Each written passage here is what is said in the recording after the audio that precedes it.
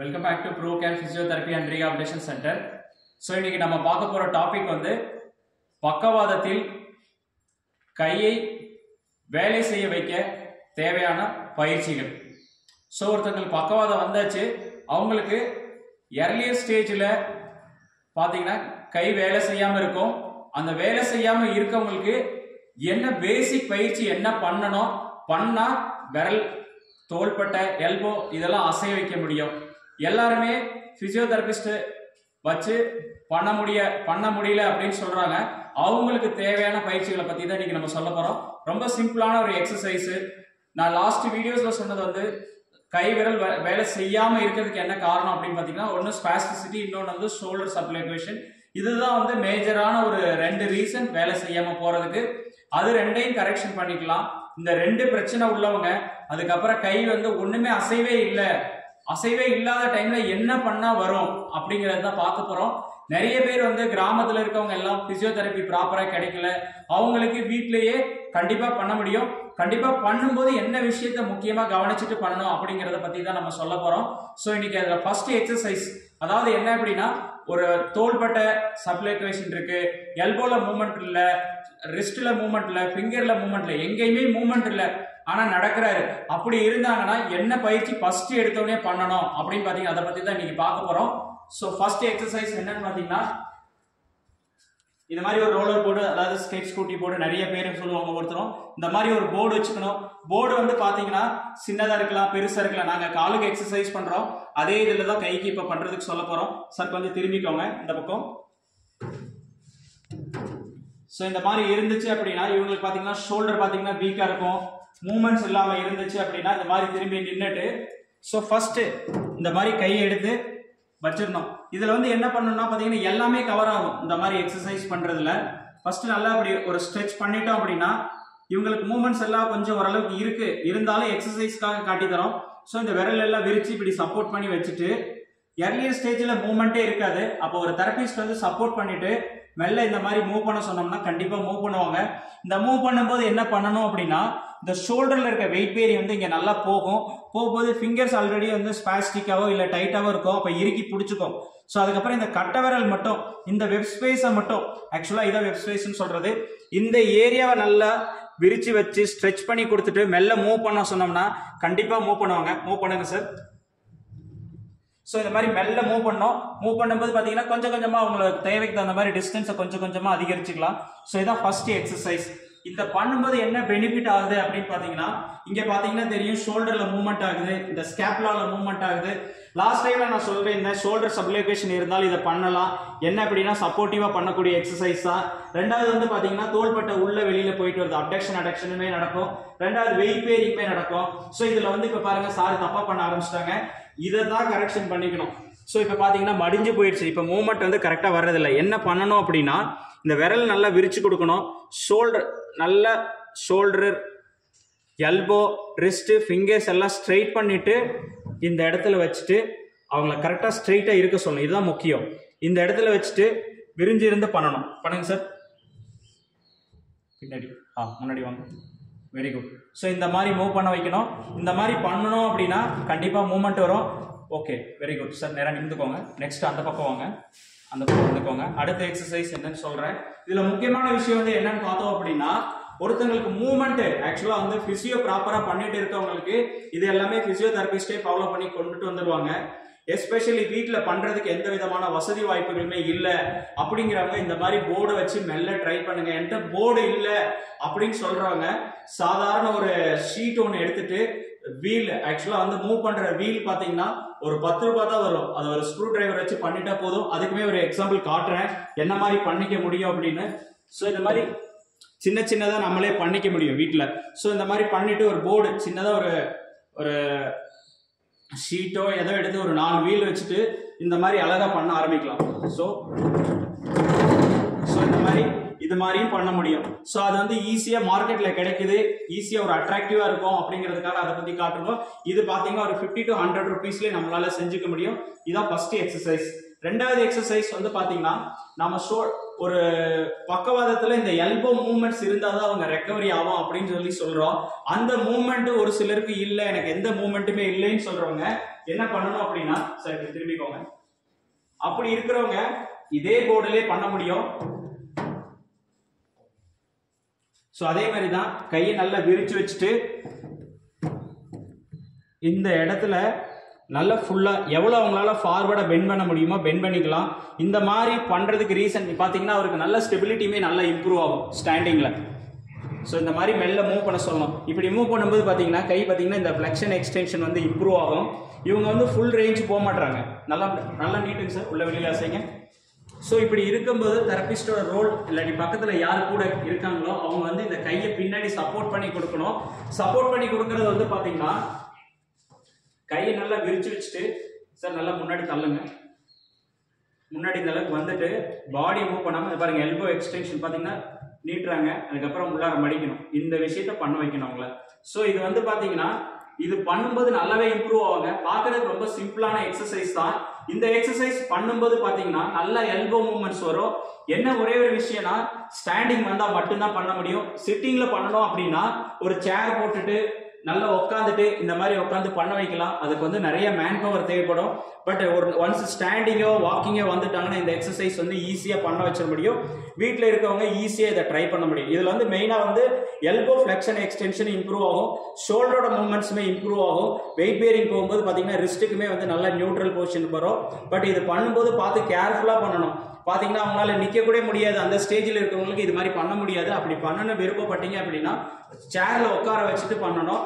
Movements ஓரளவுக்கு இருந்துச்சு அப்படின்னா இதுல ஒரு 1/2 kg இப்போ இதுல மூவ் பண்றாங்க அப்படின்னா இந்த இடத்துல ஒரு 1/2 kg ஏதாவது வெயிட் சாண்ட் பேக் ஏதோ எடுத்து வச்சிட்டீங்க அப்படின்னா ரெசிஸ்டன்ஸ் கிடைக்கும். அதை வச்சு இழுக்கும்போது இன்னும் கொஞ்சம் பவர் நல்லா இம்ப்ரூவ் ஆகும். இது ரெண்டாவது எக்ஸசைஸ். அடுத்த எக்ஸசைஸ் என்னன்னு பார்ப்போம் சார். அங்க வாங்க. வந்து பாத்தீங்கன்னா வீட்டுல ரொம்ப சிம்பிளா கிடைக்கக்கூடிய பொருள் தான் கோன்ஸ் சொல்லுவோம். இந்த மாதிரி கோன்ஸ் வந்து பாத்தீங்கன்னா எஸ்பெஷலி சென்டர்ஸ் எங்களை மாதிரி சென்டர்ஸ் எல்லாம் எல்லாரும் வச்சிருப்பாங்க. நான் ரொம்ப ஈஸியா இருக்கிறதுக்காக இது மாதிரி காட்டுறேன். இது வந்து மார்க்கெட்ல இதுவும் பாத்தீங்கன்னா ஒரு 20 to 30 rupees தான் இருக்கும். இந்த மாதிரி ஒரு கோன் வச்சுட்டு அழகா ஒரு டேபிளோ சேரோ கொஞ்சம் லாங்கா இருக்க மாதிரி இருந்துச்சு அப்படின்னா வச்சுட்டு நல்ல ஃபிங்கர்ஸ் எல்லாமே நல்லா ஸ்ட்ரெச் பண்ணி அவங்களோட கையில ப்ராப்பரா பிடிக்க வச்சிடணும். இப்போ சாரை பிடிக்க சொன்னா பிடிப்பாங்க சார். அதில் எடுத்து வைங்க. வச்சதுக்கு அப்புறம் பாத்தீங்கன்னா சப்போர்ட் பண்ணி கொடுக்கணும். கொஞ்சம் மூவ்மெண்ட்டுக்கு சப்போர்ட் பண்ணி அதை கொஞ்சம் இருக்க வச்சிட்டோம் அப்படின்னா ஜென்டலா மூவ் பண்ண சொல்லணும் அவங்கள. சார் மெல்ல உள்ள வெளியில மூவ் பண்ணுங்க சார். ஒரு நிமிஷம் மூவ் பண்ண ஸ்லோவா மூவ் பண்ணோம். மூவ் பண்ணும்போது பாத்தீங்கன்னா இந்த ட்ராக்கிங் மூவ்மெண்ட் வந்து பாத்தீங்கன்னா அவங்களுக்கு நல்லாவே இம்ப்ரூவ் ஆகும். ரெண்டாவது வந்து இது ஒரு சிலரால பிடிக்க முடியல அப்படின்னா இந்த மாதிரி போகும். அப்போ வந்து ஒரு கூட இருக்க தெரபிஸ்டோ இல்ல கேர்டேக்கரோ இல்ல ஃபேமிலி மெம்பர்ஸோ இந்த மாதிரி சப்போர்ட் பண்ணி மெல்ல இந்த மாதிரி பண்ண சொல்லணும். ஸோ இந்த மாதிரி பண்ண போது என்ன ஆகுனா கிரிப்பிங் மூவ்மெண்ட்ஸுமே இம்ப்ரூவ் ஆக ஆரம்பிக்கும். பட் என்ன அப்படின்னா வேகமா பண்ணாங்கன்னா சாஞ்சிடும். மெல்ல பண்ண வைக்கணும். Very good. மெல்ல மெல்ல மெல்ல மெல்ல சார். மெல்ல மெல்ல. Very good. ஸோ இது வந்து அடுத்த பயிற்சி. இது பண்ணும்போது பாத்தீங்க அப்படின்னா சில பேர் பாடியை மூவ் பண்ணிட்டு இருப்பாங்க. இப்படி கையை தான் வந்து நல்லா போகணும். கையை உள்ள வெளியில போகணும். Yes, very good. அப்படிதான் சார். ஓகே. ஸோ இது வந்து 3வது எக்ஸசைஸ். 4வது எக்ஸசைஸ் வந்து என்னன்னு பார்த்தோம் அப்படின்னா சார் சேர் வந்து பாருங்க. ஸோ 4வது எக்ஸசைஸ் வந்து பாத்தீங்கன்னா ரொம்ப சிம்பிள் தான். மூவ்மெண்டே இல்லாம இருக்கும்போது நல்ல சைடு வந்து பாத்தீங்கன்னா இப்போ ஒருத்தருக்கு வந்து லெஃப்ட் சைட்ல வந்து ஸ்ட்ரோக் இருக்கு அப்படின்னா ரைட் சைடு வந்து ரொம்ப நல்லா இருக்கும். ஒரு ஸ்டிக் எடுத்து கொடுங்க. ரைட் சைடு இப்போ பாருங்க சாருக்கு வந்து left side problem. So right side வந்து அவங்களுக்கு வந்து நல்லா இருக்கும். ஸோ அப்போ வந்து என்னன்னா அசிஸ்டடா பண்ண வைக்கும் போது ஈஸியா பண்ணலாம். இதுல என்ன ரீசனுக்காக சொல்றோம் அப்படின்னா மசில்ஸ் வந்து வேஸ்ட் ஆகாம இருக்கும். ரெண்டாவது சார் உட்காந்துக்கோங்க. மசில்ஸ் வேஸ்ட் ஆகாம இருக்கும். ரெண்டாவது வந்து அந்த ஜாயிண்ட் வந்து டைட்னஸ் ஆகாம இருக்கும். மசிலுக்கு உண்டான மூவ்மெண்ட் ஜாயிண்ட் வந்து இனிஷியேட் பண்ணிட்டு இருக்கும்போது ப்ராப்ரியோசெப்ஷன் ஈஸியா டெவலப் ஆகும். சார் பிடிச்சுக்கோங்க. அதை அந்த பக்கம் பிடிங்க. இப்படி பிடிச்சுக்கோங்க. இப்படி பிடிச்சுக்கோங்க வெளியில. இப்படி பிடிச்சிட்டு சப்போர்ட் பண்ணிட்டு இப்போ அவங்களுக்கு வந்து எந்த இடத்துக்கு மூவ்மெண்ட் தேவை. இப்போ ஷோல்டருக்கு மூவ்மெண்ட் தேவை அப்படின்னா நல்லா பிடிச்சுக்கோங்க சார். நேரா நீட்டுங்க. ஷோல்டருக்கு இப்போ மூவ்மெண்ட் தேவை அப்படின்னா இந்த இடத்த நல்லா சப்போர்ட் பண்ணி ஸ்ட்ரைட்டா வச்சிடணும். ஸ்ட்ரைட்டா வச்சுட்டு நல்லா மேலே தூக்கணும். இந்த மாதிரி மேலே தூக்கிட்டு கீழே கொண்டு வர சொல்லலாம் நல்லா. ஸோ இந்த மாதிரி ஒரு ஸ்டிக்கை வச்சுட்டு ஆக்சுவலா நான் ஸ்டிக்கு பதிலாக ஒரு வாக்கிங் ஸ்டிக் வச்சுட்டு பண்ண சொல்றேன். பட் ஸ்டிக் இருக்கவங்க வீட்டில் இந்த மாதிரி பண்ணலாம். பிவிசி பைப் இருந்தால் போதும். இல்லை ஏதாவது ஒரு சின்ன ஏதாவது ஒன்று லாங்காக பிடிக்கிறதுக்கு ஒரு இது இருந்தாவே போதும். ஸோ இந்த மாதிரி பண்ணலாம். இது ஒரு எக்ஸசைஸ். அதுக்கப்புறம் பார்த்தீங்கன்னா இதே உட்காந்த இடத்துல சார் அப்படியே சைடில் கொண்டு போங்க சார். வெளியில் கொண்டு வாங்க. Very good. சைடில் போங்க. Very good. வெளியில் வாங்க. Very good. சைடில் போங்க. ஸோ இப்படி பண்ணும்போது என்னன்னா ஷோல்டரில் இருக்கிற மூமெண்ட்ஸ் எல்லாமே நல்லா இம்ப்ரூவ் ஆக ஆரம்பிக்கும். ஸோ ரொம்ப ஈஸியான மெத்தட் இது பண்ண வைக்கிறது. தெரபிஸ்ட் வந்து அடுத்த ரோல் செய்யலாம். தெரபிஸ்ட் இல்லாமல் வீட்டில் இருக்கவங்க செய்யறதுக்கு உண்டான பயிற்சி தான் எஸ்பெஷலி இது பார்த்தீங்கன்னா. ஓகே. ஸோ அதுக்கப்புறம் பார்த்தீங்கன்னா இது ஷோல்டருக்கு அதே இது வந்து பார்த்தீங்கன்னா கொஞ்சம் நாள் ஆயிடுச்சுன்னா இங்கே சப்போர்ட் பண்ணிட்டு சார் மேலே தூக்குங்க, நல்லா தூக்குங்க. பாருங்க அவங்க எடுக்கிறாங்க ஓரளவுக்கு. கீழே கீழே வாங்க சார், மேலே எடுங்க, மேலே எடுங்க. Very good. ஏன்னா இந்த பக்கம் வெயிட் இருக்கு, அதனால சாஞ்சிட்டு வருது. சின்ன சப்போர்ட் வச்சிருக்கேன். எடுக்க சொன்னீங்கன்னா அவங்களே லிஃப்ட் பண்றாங்க. ஓகே. அடுத்த எக்ஸசைஸ். அடுத்து இது வந்து பாத்தீங்கன்னா ஷோல்டருக்கு. எல்போவுக்கும் பாத்தீங்கன்னா இதே மாதிரி பண்ண வைக்க முடியும். எல்போ பண்ண வைக்கும்போது இப்படி மாத்தி பிடிச்சுக்கோங்க சார். பொசிஷன் வந்து இப்படிதான், இப்படி பார்த்த மாதிரி வச்சுக்கணும். அப்ப ஈஸியா வர்றதுக்கு ஈஸியா இருக்கும். இந்த இடத்துல என்ன முக்கியமா கவனிக்க வேண்டிய விஷயம் அப்படின்னு பாத்தீங்கன்னா, இது வந்து ஸ்பாஸ்டிக்கா இருந்துச்சு அப்படின்னா இங்க எல்போல சப்போர்ட் பண்ணி திருப்பணும். நிறைய பேர் கையை இப்படி வச்சிருக்கும் போது பாத்தீங்கன்னா இப்படி திருப்பினா வராது. அப்ப வந்து என்ன பண்ணுனா, இப்போ வந்து ஸ்பாஸ்டிசிட்டி இந்த ஏரியால இருக்கு அப்படின்னா இதை வந்து ப்ராக்சிமல் செக்மெண்ட், இது வந்து டிஸ்டல் செக்மெண்ட், ரெண்டையுமே ஸ்டெபிலைஸ் பண்ணோம். டிஸ்டல் செக்மெண்ட்டுக்கு நம்ம மூவ்மெண்ட் கொடுக்குறோம்னா கையில வச்சு ஒரு இடத்துல சப்போர்ட் பண்ணிட்டு போனோம். சில பேர் என்ன பண்ணுவாங்க, போட்டு இப்படி பண்ணுவாங்க. அப்படி பண்ணும்போது தொந்தரவாயிடும். ஸோ அதனாலதான் ஒரு சில விஷயங்கள்லாம் செய்யும் போது அதுக்கு வந்து உண்டான எக்ஸ்பர்ட். இப்போ இதுக்கு வந்து பிசியோதெரபிஸ்ட் இருந்தாங்கன்னா ரொம்ப நல்ல விஷயம். பட் அந்த மாதிரி இல்லாதவங்க பாருங்க சப்போர்ட் பண்ணி கரெக்டாக பிடிச்சிட்டு அவங்க கையில் கொடுத்தோம் அப்படின்னா, சப்போர்ட் பண்ணி பிடிங்க சார், நல்லா மடிச்சுக்கோங்க. கை மடிங்க, பிடிச்சிக்கோங்க. மடிங்க, உள்ளது மடிக்கணும். அப்படி நீட்டுங்க, மடிங்க. ஸோ இவங்களுக்கு பார்த்தீங்கன்னா எல்போல மூவ்மெண்ட்டே இருக்கு, ஆனால் பார்த்தீங்கன்னா இது பண்ணுறதுக்கு சிரமப்படுறாங்க. பட் என்ன அப்படின்னா இது மாதிரி இனிஷியலாக பண்ணும்போது பார்த்தீங்கன்னா இந்த தசை வந்து நல்லா சுருங்கி இருந்துச்சுன்னா மசில் வந்து அட்ரோபி ஆகாமல் இருக்கும்.